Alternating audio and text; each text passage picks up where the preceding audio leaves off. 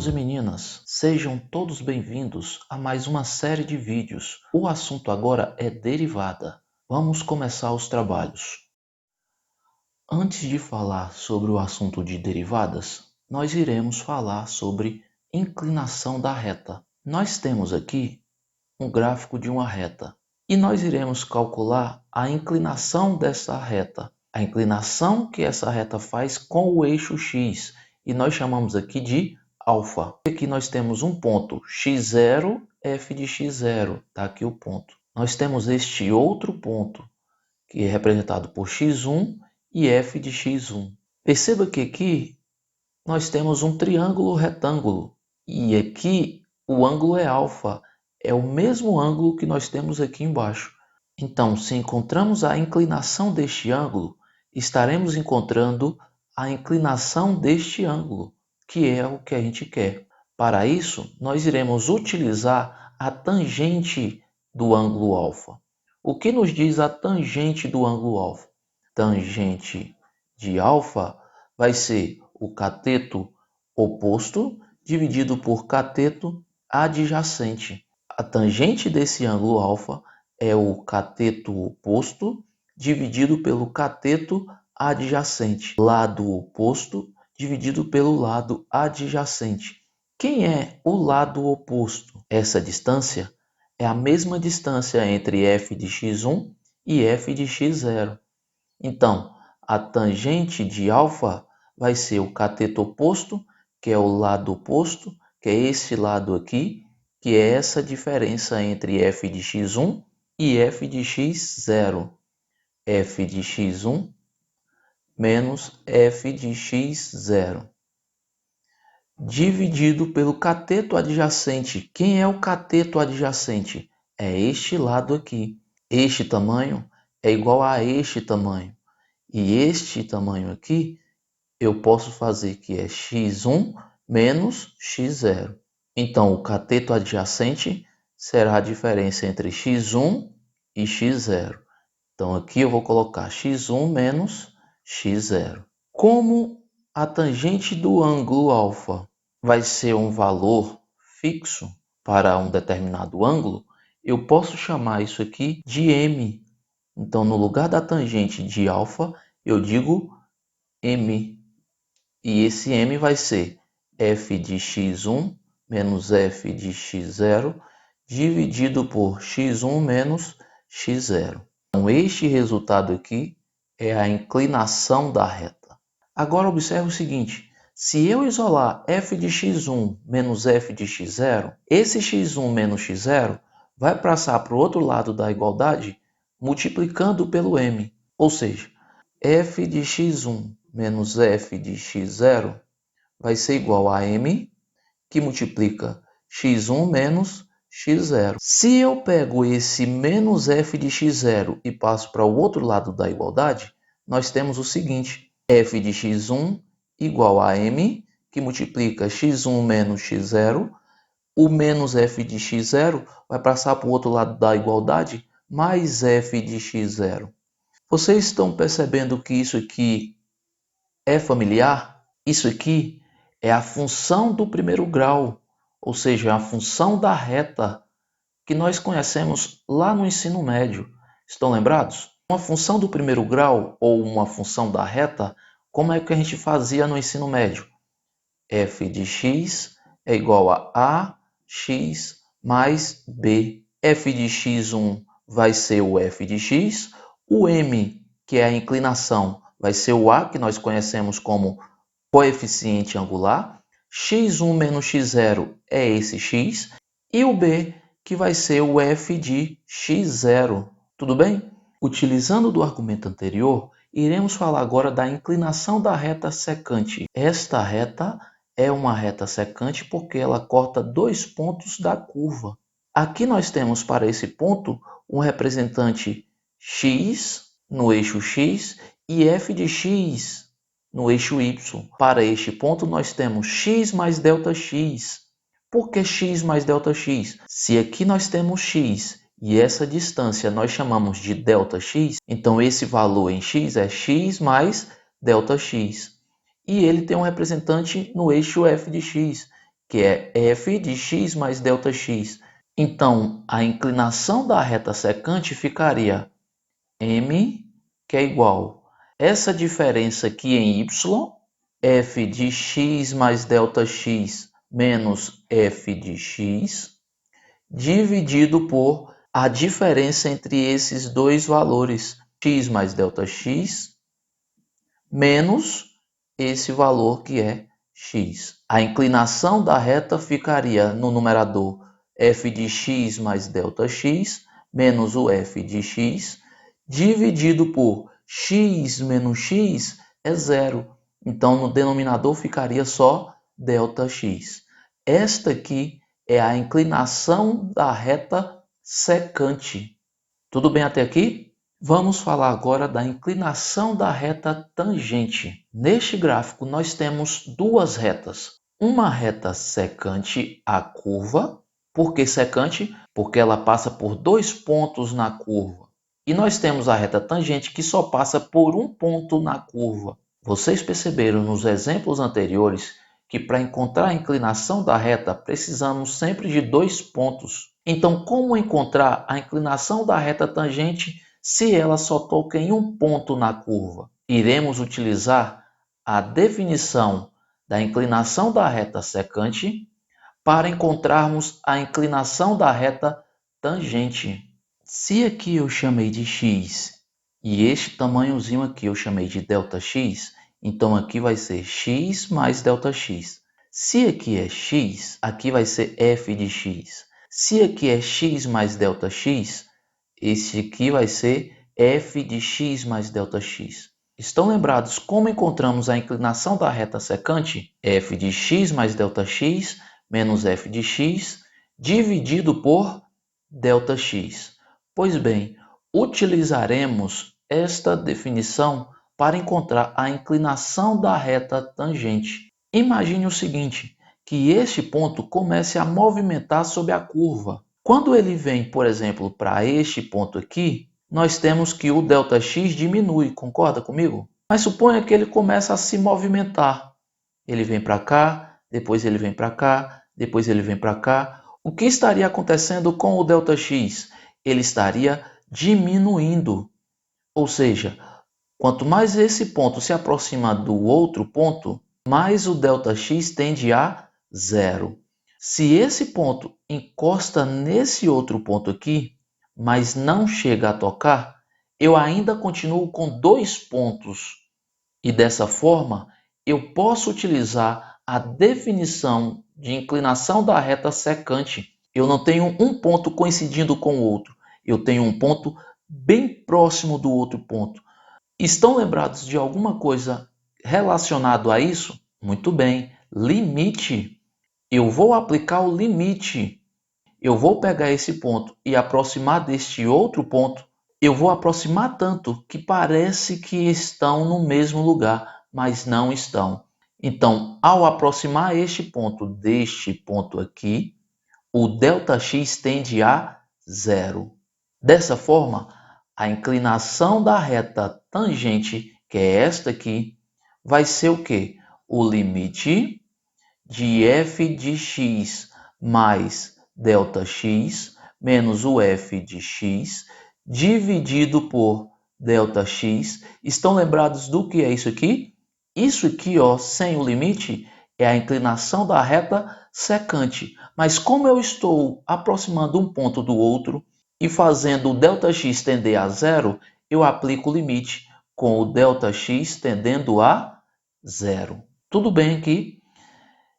Então, isso aqui é a definição de inclinação da reta tangente. Então, esta aqui é a definição de derivada. Essa definição é uma definição por limite, mas nós também temos a representação geométrica. O que é a representação geométrica da derivada? É a inclinação da reta tangente a uma curva. E a notação para a derivada é esta, ó. F' de x é igual ao limite de f de x mais ΔX menos o f de x dividido por ΔX, quando o ΔX tende a zero. Isso aqui é a definição da derivada. Definição da derivada através do limite. Então vamos escrever aqui, ó, que isso aqui é a definição de derivada. Alguns autores utilizam como notação para a derivada f' de x. Então f' de x é uma notação para a derivada. Outros autores utilizam outra notação, como por exemplo df dx. Outros autores ainda utilizam y'. Tudo bem, pessoal? Entendido? Beleza. Vamos a um exemplo. Encontrar a derivada de f de x igual x² menos 8x mais 9. Utilizando a definição de derivada através do limite, temos que f' de x vai ser o limite de f de x mais ΔX menos f de x dividido por ΔX quando ΔX tende a zero. O que significa f de x mais ΔX? Na função onde tiver x, nós vamos substituir por x mais ΔX. Portanto, o limite de f de x mais ΔX vai ser x mais ΔX ao quadrado, menos 8, está aqui, vezes x, que nós iremos substituir por x mais ΔX, mais 9, menos, que é este menos aqui, f de x. F de x é x ao quadrado menos 8x mais 9. Vou colocar entre parênteses aqui para separar.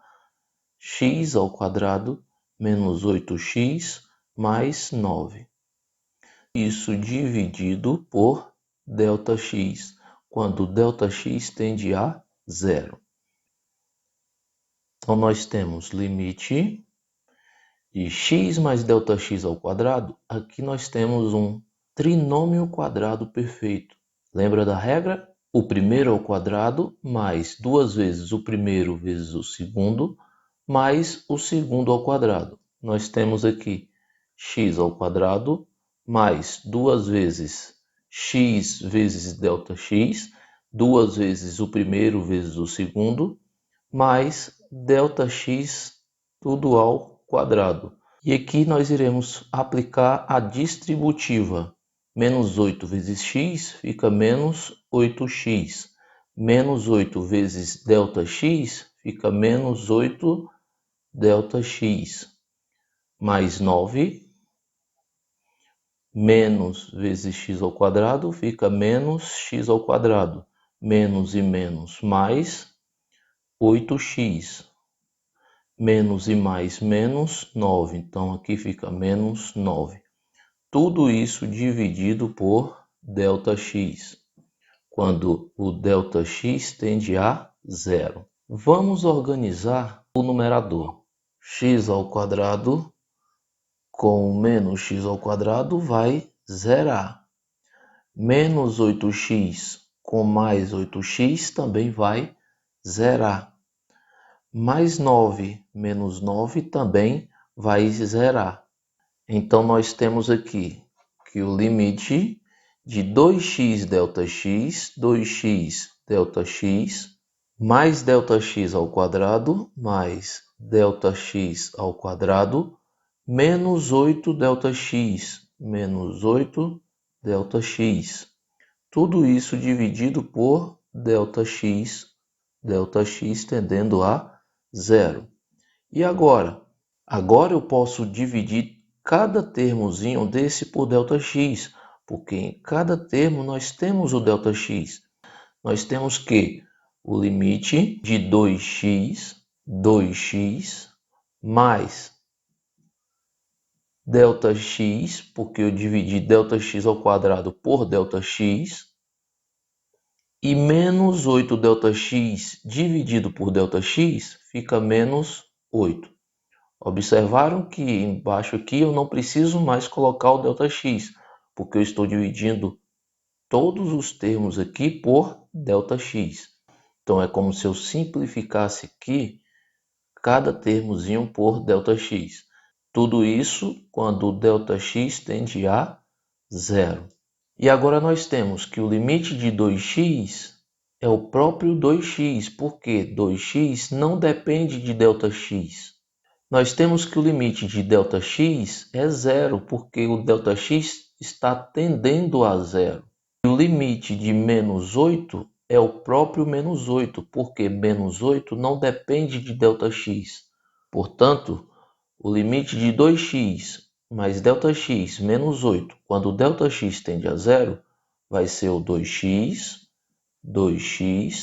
menos 8, tá? Então aqui o ΔX tende a zero. Dessa forma, 2x menos 8 é a derivada de x ao quadrado menos 8x mais 9. Perceberam que a derivada da função gera uma outra função. Ok, pessoal? Vamos para outro exemplo. O exemplo 2 agora é: se f de x é igual a x à terceira menos x, encontre f' de x. Aplicando a definição de derivada através do limite, nós temos que f' de x é igual ao limite de f de x mais ΔX menos f de x dividido por ΔX, quando ΔX tende a zero. Então, vamos substituir na função onde tiver x por x mais ΔX. Limite de x ao cubo vai ficar x mais ΔX ao cubo. Então, x mais ΔX ao cubo menos o x, que agora vai ser x mais ΔX. X mais ΔX. Menos f de x. Quem é f de x? É x ao cubo menos x. X ao cubo menos x. Tudo isso entre parênteses, porque esse menos está fora da função f de x. Dividido por ΔX, quando ΔX tende a zero. Desenvolvendo x mais ΔX ao cubo, nós precisaremos utilizar aqui o binômio de Newton. Lembram do binômio de Newton? Assunto do ensino médio. Então nós temos que é o limite, quando ΔX tende a zero, x ao cubo, mais 3 vezes x vezes ΔX e o x ao quadrado, mais 3 vezes x vezes ΔX, e agora é o ΔX ao quadrado, mais o ΔX elevado à terceira potência. Esse desenvolvimento foi através do binômio de Newton. O binômio de Newton vai estabelecer uma regra para a resolução de uma potência do tipo x mais a elevado a n. A, nesse caso específico, é ΔX e n é 3. Seguindo aqui, nós iremos fazer a distributiva desse sinal com todos os elementos que tem dentro do parêntese. Menos x, menos ΔX, menos vezes x ao cubo, fica menos x ao cubo. Menos vezes menos x, fica mais x. Tudo isso dividido por ΔX.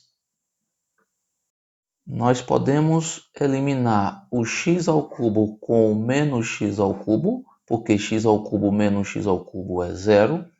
E também iremos eliminar o menos x com o mais x, porque menos x mais x também é zero.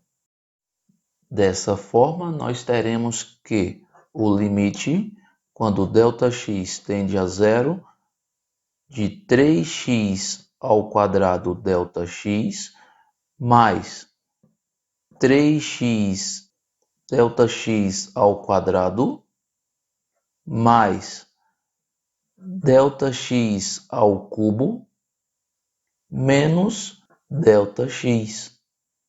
Tudo dividido por ΔX. Perceba que agora eu tenho ΔX em cada membrozinho desse aqui. Então, dividindo cada um deles por ΔX, nós temos que o limite, quando ΔX tende a zero, vai ficar 3x ao quadrado mais 3x vezes 1ΔX mais ΔX ao quadrado menos 1. Tudo isso dividido por 1. Então, iremos fazer agora a análise do limite em cada termozinho desse. O limite de 3x ao quadrado, 3x ao quadrado não depende de ΔX. Portanto, o limite de 3x ao quadrado é o próprio 3x ao quadrado. Aqui, nós temos 3x ΔX. O ΔX, ele tende a zero, então vai zerar todo esse termozinho aqui. Aqui a mesma coisa, o ΔX tende a zero, então vai zerar todo esse termo aqui. E o menos 1 não depende de ΔX, então o limite de menos 1 é o próprio menos 1. Então isso aqui tudo vai tender a zero, isso aqui tudo vai tender a zero, e o limite de 3x ao quadrado vai ser o próprio 3x ao quadrado, e o limite de menos 1 vai ser o próprio menos 1. Portanto, a derivada da função x ao cubo menos x é 3x ao quadrado menos 1. Nós iremos ver no próximo vídeo regras de derivação. Até lá, pessoal!